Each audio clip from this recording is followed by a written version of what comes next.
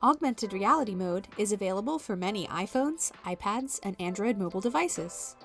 Navigate to the Study tab and select Lab Activities Human Anatomy. Access the website to select and print the desired activity. In the app, launch the view listed on the activity sheet.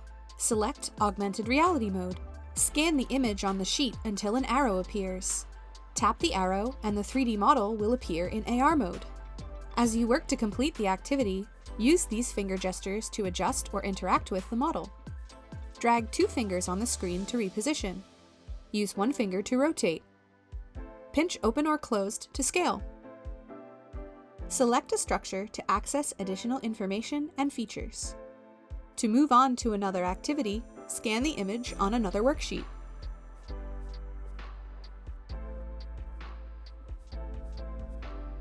For more awesome 3D anatomy resources, visit visiblebody.com.